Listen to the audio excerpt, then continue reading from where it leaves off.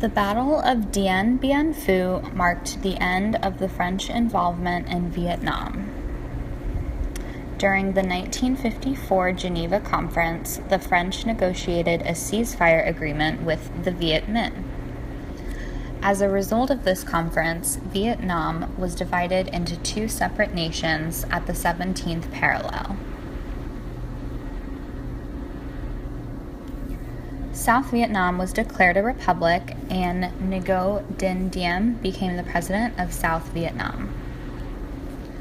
Ho Chi Minh was appointed the prime minister of North Vietnam, but the United States did not like this as they saw him as a communist threat.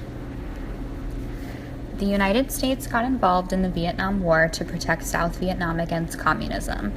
They believed that if Vietnam fell to communism, then the surrounding countries would also fall to communism.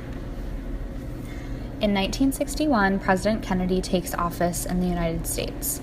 Kennedy and also his Secretary of Defense, Robert McNamara, were strongly opposed to the spread of communism. By 1963, there were 16,000 troops in Vietnam. Meanwhile, the Viet Cong, who were communist guerrillas in the South that were aided by Ho Chi Minh, gained increasing popularity among the South Vietnamese. After JFK is assassinated in 1963, President Johnson takes office, who was also very strongly opposed to communism. In 1964, North Vietnamese torpedo boats allegedly attacked U.S. destroyers in international waters of the Gulf of Tonkin.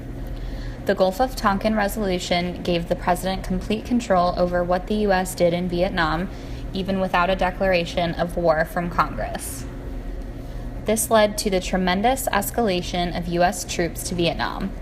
At the end of 1968, there were 536,000 U.S. troops in Vietnam. This brings us to the essential questions that you will be answering for homework. Number 1, why were American soldiers sent to fight in Vietnam? And number 2, what events led to an increase in American involvement in Vietnam?